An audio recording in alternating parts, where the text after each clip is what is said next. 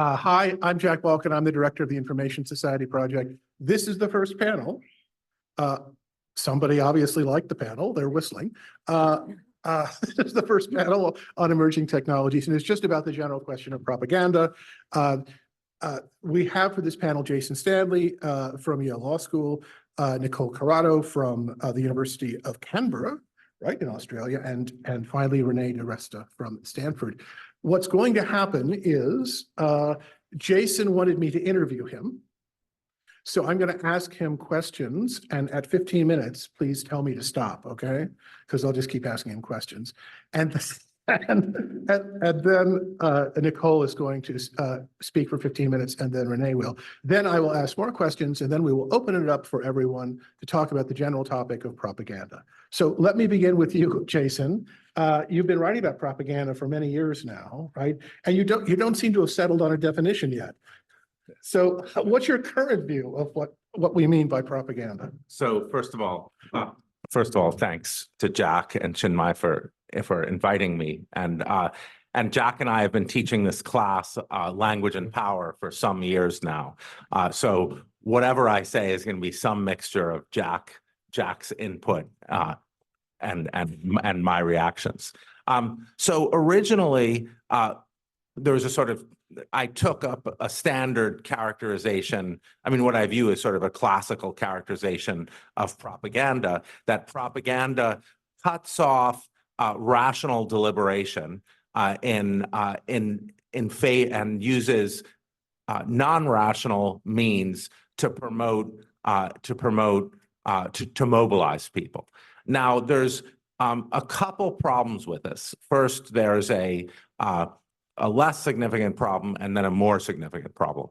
The less significant problem is sometimes the point of propaganda is to demobilize. So Surkov clearly in Russia was focused on demobilization, confusing people, and just sending out all this contradictory information, so people just didn't know what to do and couldn't track reality anymore. So that's demobilization. I was at a conference at Wesleyan on fascism last night, and my frenemy Sam Moyn was arguing that it's not fascism now because it's demobilizing propaganda, not mobilizing propaganda. So I think on that less significant problem, it's less significant for the characterization of propaganda as cutting off rational deliberation. I think there's a lesson to be learned from Russia right now, where they quickly shifted from demobilization to mobilization. So somehow, by preparing people for this kind of information or disinformation sphere, I don't like the term disinformation information because it suggests that it's all about information when it clearly is not. So it's about social identity and affect and practice and lots of stuff that is not information. So I think you can, once you've laid the groundwork, you can quickly switch to mobilization. And I think it's also Sam Moyn and I have strong differences on what Trumpism was and is. I don't think, as Sam said in a 2020 paper, that Trump will disappear from public life and will be a road bump in history or something. I don't think that was right. But I think he was saying that it's all demobilizing what we face in the United States now. But I think that's part of his skepticism about January 6th. All right, so let me ask, suppose I wanted to say that whether it's mobilization or demobilization or distraction, which is another focus, right, the goal is manipulation of people through bypassing their rational faculties. Would that be a better account of what you're trying to get at? or the same account. Yeah. Yeah, the same account. And we have to figure out what manipulation means. Right. You could either come at it from what we were talking about in class on, when was our class? Tuesday? Yeah. Where you were pressing this notion of, you were saying we have to figure out what rationality is. So yeah, I mean, those two go together. You need a characterization of rationality to know what you're bypassing. And then once you can give a characterization of rationality, so you know what you're bypassing, you can call that manipulation. Now, one possible meaning of manipulation is to play on the weaknesses that people have, either their weaknesses with respect to knowledge or their weaknesses with respect to their emotions, their cognitive or their emotional capacities, in order to get them to do what you want, right?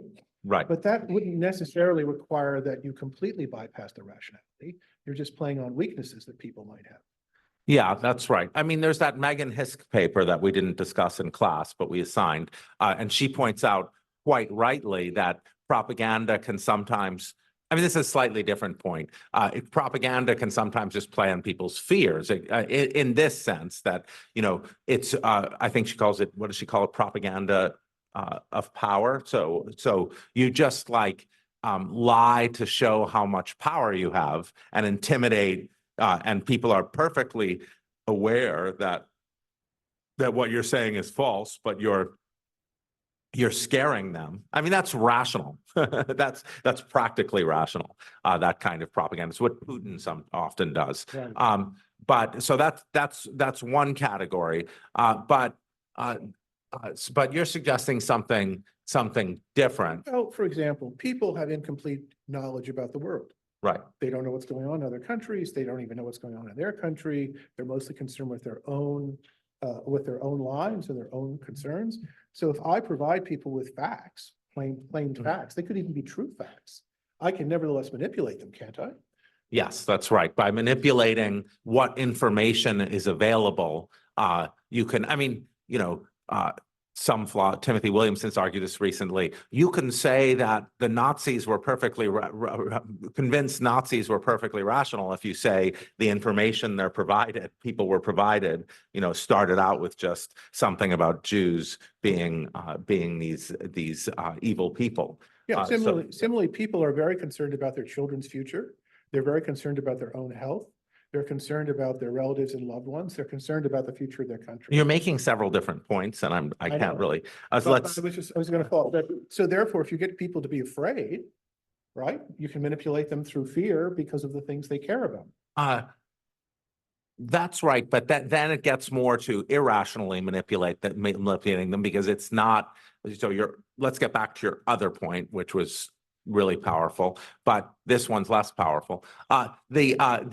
It's come in descending order of power. Right. The point you just made is you can irrationally play on people's fears. You can say, no, I think you can rationally play on people's fear. Yeah. Okay. So two different. So one, the irrational point is people are afraid about their children's safety. So you tell them, Yale is going to be transing your kids. That's irrational. I mean, and the other. This is very helpful because let's suppose that I actually believe that Yale is trying to trans my kids. It would be rational for me to be afraid, wouldn't it? So in other words, if you lie to someone, you can basically cause rationally people to be very afraid. Yeah, this is the point I attributed to Williamson, but it's that in a Bayesian sense of rationality, when your subjective priors, when you provide people with a set of, let's put truth aside for the moment, a set of propositions, and those are the only ones they have access to, then it will be, there will be Bayesian rationality. They'll be rational and yet we think that the provision, the provision of that information, that initial information is propaganda. Yeah. So how do we characterize the provision of that? I think, and this goes back to our discussion class, what's meant by rationality. So if the provision of that initially, we want to say the provision of that information initially is propaganda. But if people already have limited information, then it's not rationally manipulating them. I think, I mean, my own view, but I don't know if we want to really make the study of propaganda a conditional on debates about rationality. But I think No, I mean, we do. We have to. Actually. Yeah, but it seems to But me that truth- that people that are reading newspapers on TV, they don't have enough information. They have things they're concerned with. Other people can figure out how to play on those things, and people will respond in sometimes rather predictable ways. But there's one other thing that I think is important to your work, and that's identity. That is to play on people's identities, right? So how does that work? I mean, one quick point on your main powerful point, which is it can be rational. We can talk about what people ought to know. And so that's going to give you, if people are systematically keeping themselves ignorant by not paying attention to certain sources of information, as is the case here, we can still say they're irrational. So, Unless you believe in the theory of rational ignorance. Some political theorists think that people are rationally ignorant about things because, in fact, but no, not unless, because those notions of rational ignorance wouldn't apply to these cases. Okay, so what was your second point? identity. Identity. A lot of right. propaganda, at least in your work, is aimed at people's Social identity. That's why I disagree with the information disinformation paradigm, because so much propaganda links to people's identities, and it says if this is your, like, you can see.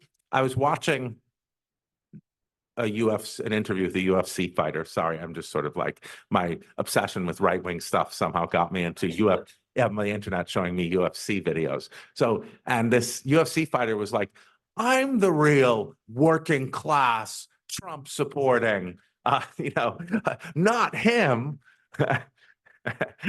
And so this idea that, if you're gonna be the real champion of UFC, or if you're a fan of UFC, you've got to be a Trump supporter, and then completely identity based.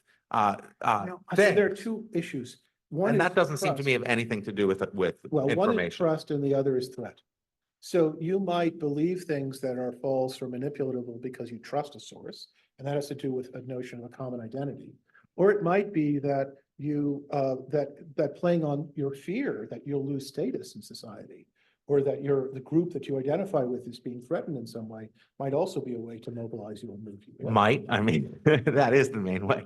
But of course, status, face, all these Goffman type notions are central. Good paper, The Constitution of Status, that I once read. Yeah. And so this is central. You're manipulating. I mean, that's what the psychological wages of whiteness is about. Right. And that doesn't involve anything about true or false information. No, it's that's about playing on identity. That's playing on identity, which is, again, why. But playing on identity is used to lead you to link it to the classical notion, which I'm more and more suspicious of for the reason this week, for the reason hammering on me. You could still mold it into that by saying you're playing on identity in order to bypass rational deliberation, but you need some characterization of rational deliberation to meet some of the objections you're raising. So let me summarize our discussion. So first, we talked about how do you characterize propaganda. I gave this sort of classical definition in terms of bypassing rational will. Jack said, what do you mean by rationality? I can give you like 5 cases in which, on the most paradigm notion of rationality, subjective Bayesianism, it can be rational. Classic cases of propaganda can still be rational if you have limited information, if you have a bunch of false beliefs. So we can think about the Nazis as giving us rational things, and that's something that's being discussed right now in philosophy and epistemology about debates about the nature of rationality. So we need to think about rationality. The second thing is how does social identity fit into the theories here, especially, people, we know information is tractable. We have model theoretic characterizations of information. Social identity is much harder to model. So that's why like tech people, like, okay, we can't touch that. So we'll have to focus on information and disinformation. But that's not where the action is. The action politics is about creating teams, making affiliations, making you root for your party like you root for your sports team, and then leading you to endorse things because that's what your sports team endorses. And that's really my fundamental commitment in this domain. Thank you. Thank you, Jason. Thank you.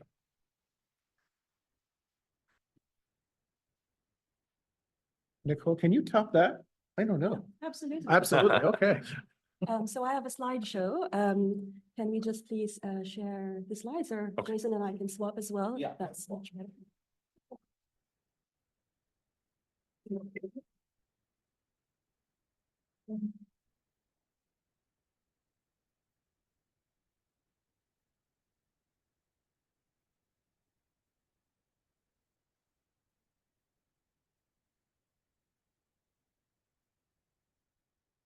All right, good morning, everybody. And I will start my presentation with my favorite conspiracy theory.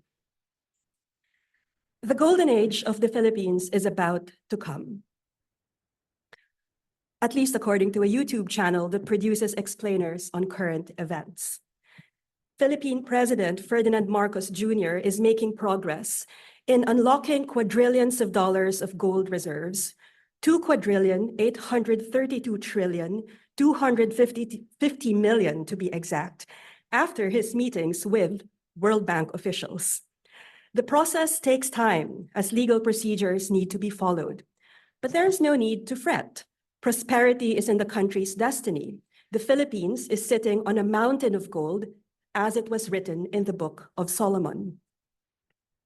God anointed the late President Ferdinand Marcos Sr. to realize this destiny, who during his presidency invested in 950,000 metric tons of gold buried during the Second World War by Japanese soldiers. And now it is his son and namesake, Ferdinand Marcos Jr., the current president of the Philippines, who will realize this destiny and use the country's gold reserves to invest in education, health, and infrastructure. Other videos say that once gold reserves are cashed in, all Filipinos will get 1 million pesos or $17,000. Now, this conspiracy theory may sound harmless, but it is part of a bigger narrative that made the Marcos family's spectacular political comeback possible. And this is what's at stake. One of the most corrupt and brutal political families is now back in power in the Philippines, one of Asia's oldest democracy. So how is it possible for the Philippines, the country that showed the world how to oust a brutal dictator through a mass uprising in 1986, how is it possible for this country to forget its own proud history of democracy just because of conspiracy theories and lifestyle vlogs that diminish the legacy of the dictatorship? And this is not just happening in the Philippines. Just next door in Indonesia, Prabowo Subianto also successfully mounted a political comeback, shedding his image as a top human rights violator during the Suharto regime.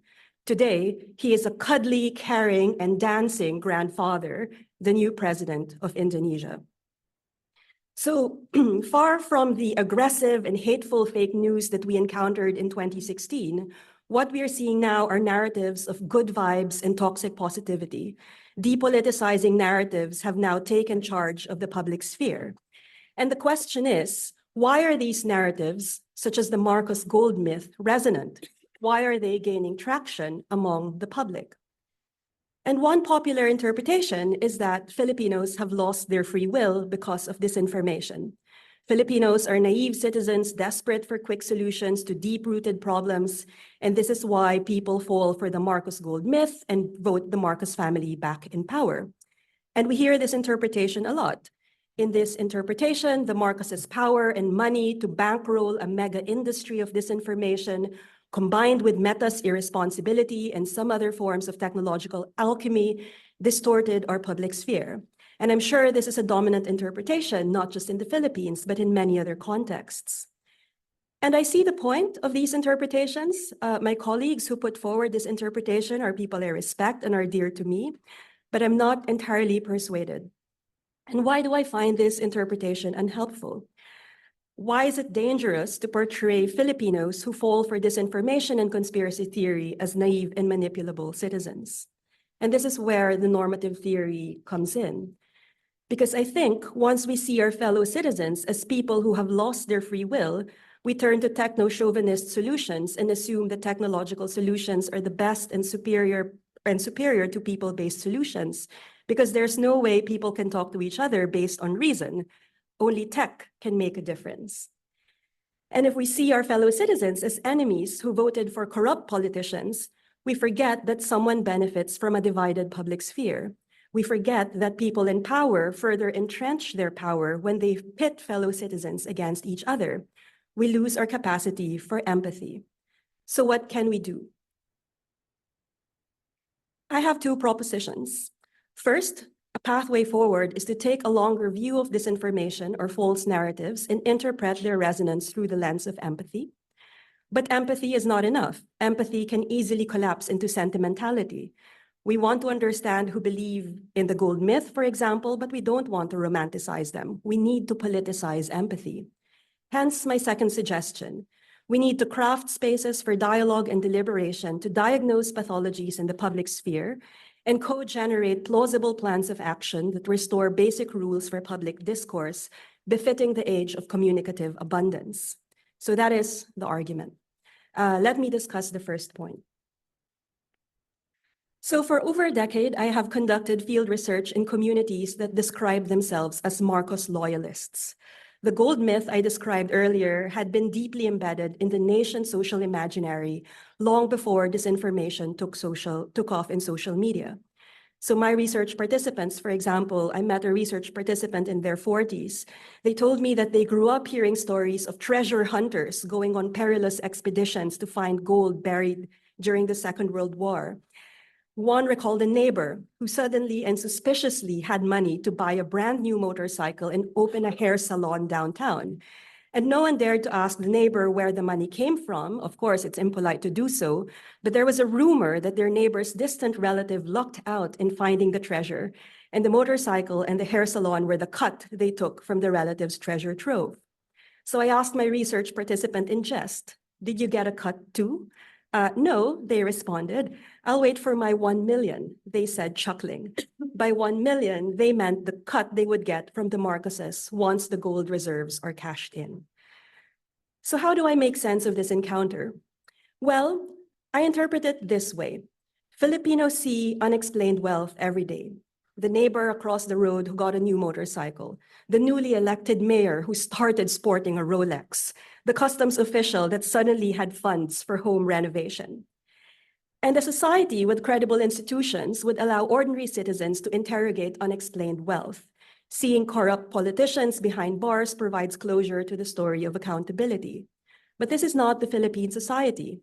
We turn to myths, urban legends, and rumors to make sense of suspicious situations because we cannot count on our institutions to give closure to the story. And yes, I have met people who fervently believed in the gold myth, including those who fell for scams that promised gold bars. But what I noticed in my fieldwork is that many people are actually laughing it off. They know the myth is frivolous, but they go along with it anyway because it makes a good conversation topic. It opens a hopeful discussion of what they would do if they would get 1 million pesos from the Marcoses. So in my field site, I met a woman who said that the first thing she'd do with 1 million pesos was to pay her debts, for the electricity company just sent a final notice of disconnection. Another said she'd spend it on her mother's hospital bills. A man in his 20s estimated that 1 million is enough to cover his and his brother's expenses to migrate to Saudi Arabia as construction workers. And these informal chats with my research participants made one thing clear to me. The power of the Marcos gold myths lie in the conversations it provokes. It sets off discussions about fantasies as well as realistic aspirations of where people want their lives to be headed. Now, I think it's essential to understand and empathize with the perspectives of people who engage with the gold myth conspiracy. That's important to me. But empathy does not mean we stop critiquing the situation. We don't want empathy to collapse into sentimentality because this is often the critique against ethnographers, right? Yes, you understand, but how do you critique?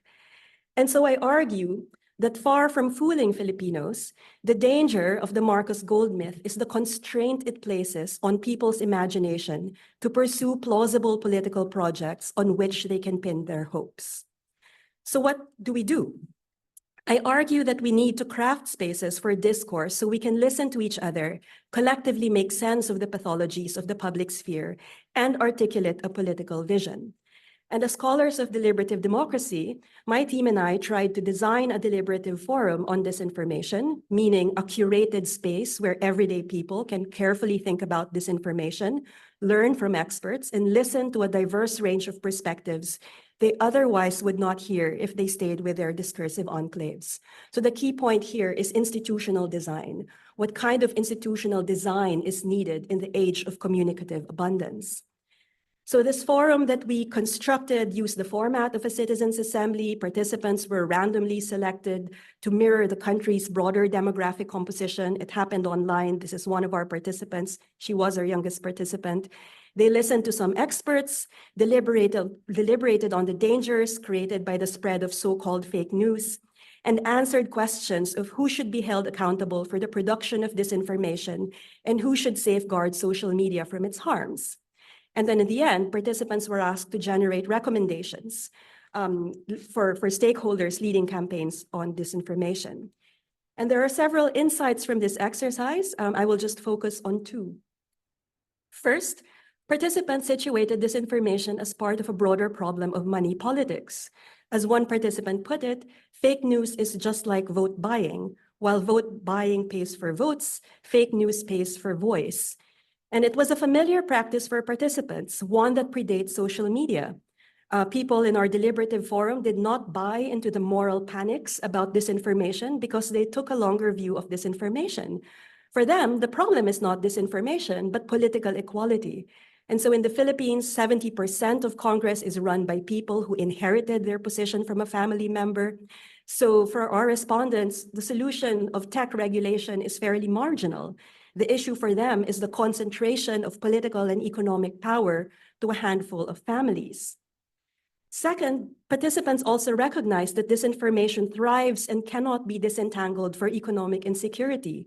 Those trafficking in disinformation can include both journalists struggling to make ends meet and ordinary citizens working in digital sweatshops trying to find creative ways to make money. And so for them, the issue again is not disinformation. The issue is precarity of labor.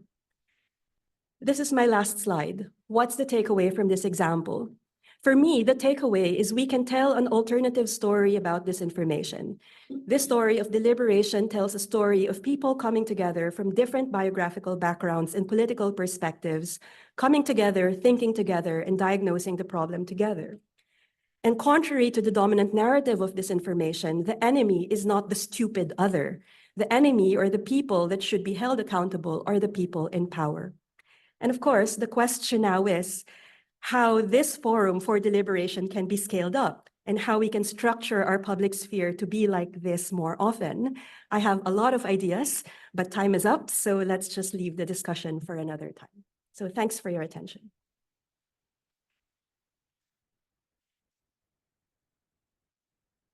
Thank you, Nicole. Renee, did you have a slide or you No, or just talk about your research? Yep. Hi, my name is Renee DiResta. I'm the Technical Research Manager at Stanford Internet Observatory, and I'm really excited to be here. I wanted to talk a little bit about how our work at SIO, sometimes we call it sort of applied propaganda studies. So a little bit out of the realm of theory and more in the realm of how do we actually understand what's happening. I'm going to start by explaining, I actually am not an academic. I didn't come to this through academic study at all. Rather, I came to it through an interest in networks and how information was moving across the internet. And I actually became an activist in 2014 or so after a measles outbreak in California.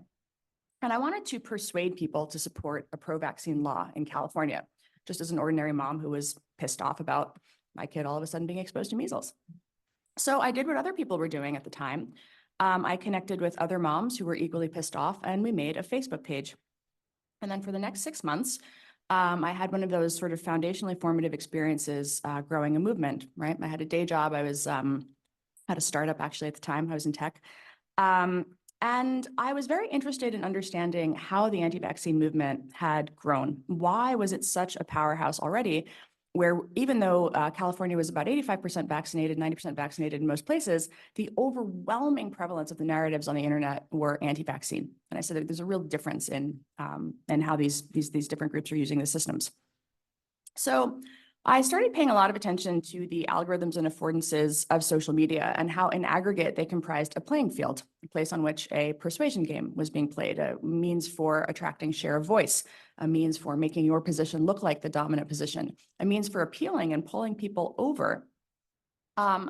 It was kind of a fascinating time in 2015. There were essentially no guardrails, right? And so as I realized what Facebook tools and Twitter automation made possible and the ways that we could segment people, target audiences, test messages, just collaborate to make things trend, we could actually be whoever we wanted to be. And I thought, wow, if we can do this, 6 moms in California, anyone can do this. So I started writing about it, both quantitatively and qualitatively. There was a lot of work that had been done already on how anti-vaccine narratives functioned in society. They're actually quite old. They date back to the 1800s. You can pull up the archives of BMJ and you can read the stories of the anti-vaccine leagues of the UK around the era of smallpox variolation. And the stories are exactly the same as what you'll see even today about COVID vaccines, right? And that's because the stories persist and the stories resonate. But I was not particularly qualified to evaluate the psychology of storytelling. So I became very interested in thinking about high centrality nodes and influence networks. How does it actually traverse? How does it move? How is the technology itself transforming the ways that people receive these messages, right? Again, realizing if I wanted to target physicians in a zip code in California and send them a message on Facebook telling them, I need you to call your legislator. This is basic political activism. So there's a lot of really interesting questions there. When anybody has the power to persuade, where are the lines between activism and persuasion? And then, if we'll use the same definitions we've been using, something that then veers more into the realm of the manipulative. So we did get our law passed in California, but around that time, there was something else that was happening on social media as well, and that was the rise of ISIS.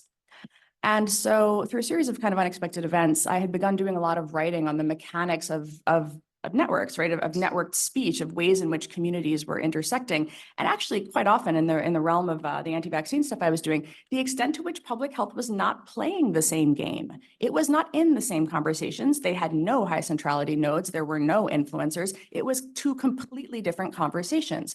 They were trying to move messages from the top down through media, and you had an entire networked ecosystem that was moving messages from the bottom up. So these two things were not really in conversation with each other. And actually, in a lot of ways, as people spent more time on the internet, as they found community, as their sense of identity was reinforced and then algorithmically reinforced, what you started to see was the rise of particular groups. I use the word factions a lot of the time, but people who had a very particular point of view, a very particular sense of themselves in the world.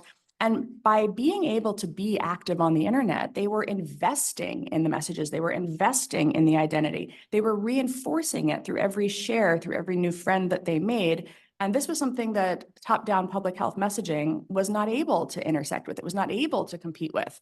So the ISIS thing, the same exact thing was happening with ISIS, right? So you had a terrorist organization that began to realize that it could use the tools of modern propaganda, the internet, to reach people very directly, to target them, to create community. You had networks of different, what we call tiers in the ISIS network. You had some people who were the message originators, the influencers, if you will, and then you had the amplifiers. And the intersection of these two things, the influencer and the crowd, was how the message was propelled.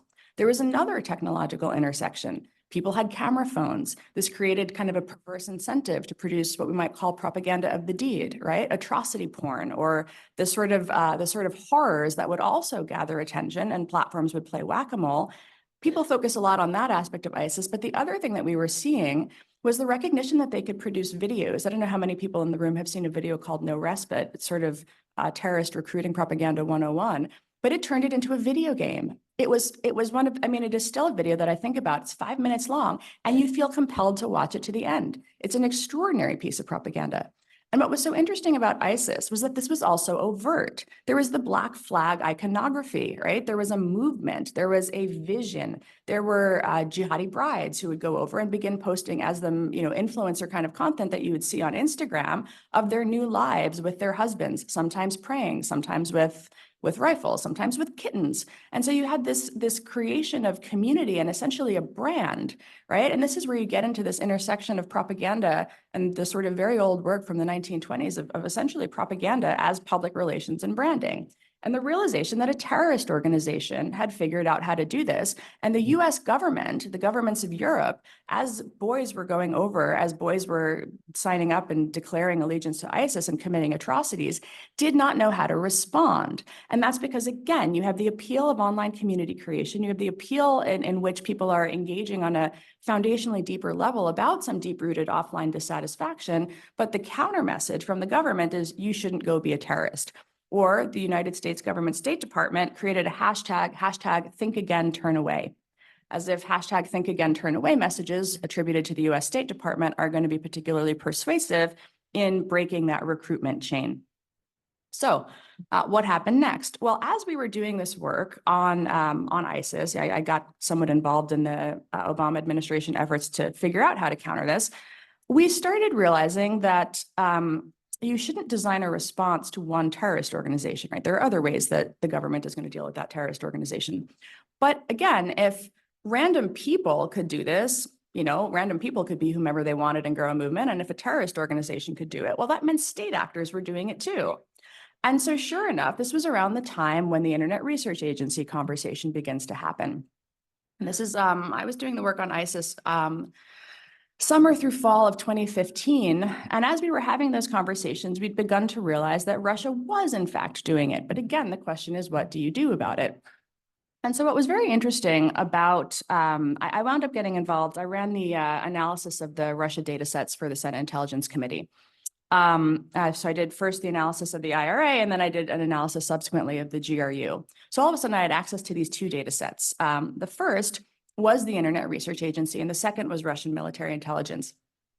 And a Fancy Bear, for those who remember, this was the entity behind the hack and leak operations of 2016.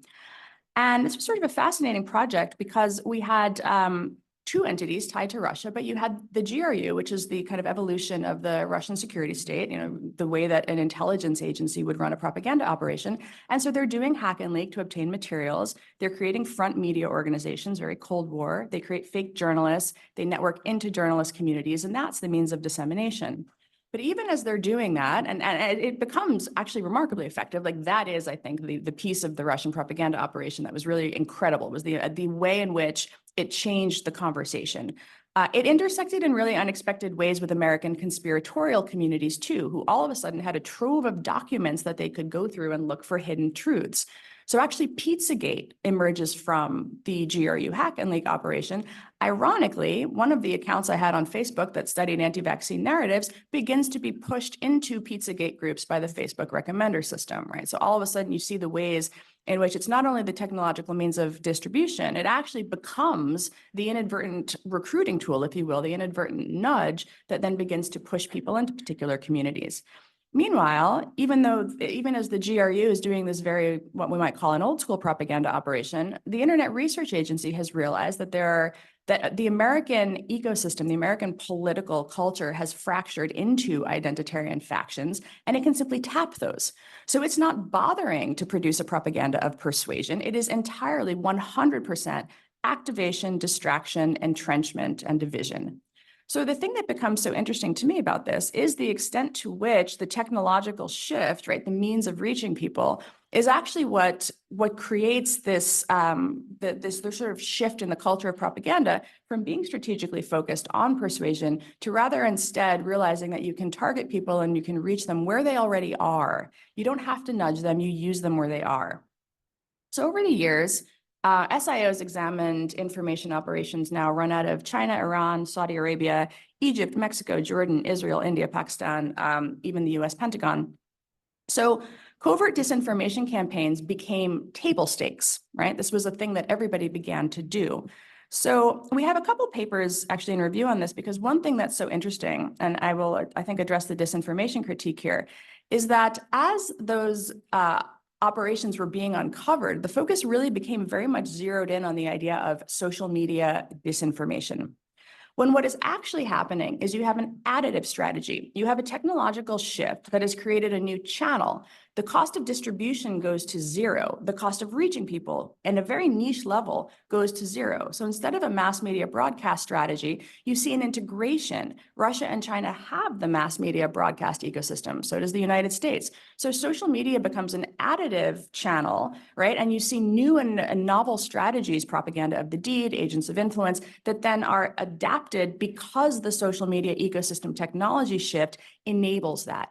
And what we see is the intersection of these strategies. You will see Yevgeny Prigozhin, we always loved this actually, had a newspaper called RIA Fan. And one of the things that he would do is the Internet Research Agency would create trolls, and then RIA Fan would embed them as Vox Populi. Here's the voice of the man on the street. And so you literally had this intersection of the overt state propaganda, quite demonstrably attributed. China does this too, CGTN, things that you know are state narratives, but they go and they create fake people to cite and quote. And that's how this sort of intersection of these two things begins to come into play. So when you're looking at a sophisticated state actor, looking at only the social covert disinformation quadrant, you're looking at only a quarter of what's happening, because you have broadcast and social across the overt and covert spectrum, which leads you to these four quadrants that actually intersect. So if you're looking at kind of the immersive nature of propaganda, it's the combination of the long form narrative, the evolution of it in the internet age, but the technological shift, the thing that really enables distraction and identitarianism, is in fact that prevalence of the reachability of the public on social media. And that, I think, that's the shift in distribution. I'm getting my my 5-minute card here. I want to make one other argument, which is the paper I actually wrote for this conference, which is that was a shift beginning about 15 years ago. The cost of distribution goes to zero. So what happened now? In the last 2 years, the cost of creation has gone to zero. So now you have a really novel opportunity. The same way I was describing our ability to target people, to generate content, to A/B test every message, even in 2015 in my pro-vaccine mom group, what is happening now is that we can just generate that all, right? So the cost of creation is now at zero. The crisis of trust, which I don't have time to talk about, but I think we all, are roughly on the same page on that.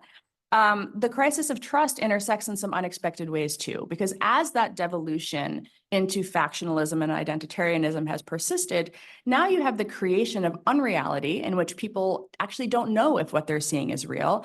And you also have then the ability to deny actual reality, right? The sort of liar's dividend of the ability to say that this content that I'm seeing on my screen, I now have a choose your own adventure opportunity in front of me. Will I believe it? Will I not? Do I trust the messenger? Do I not?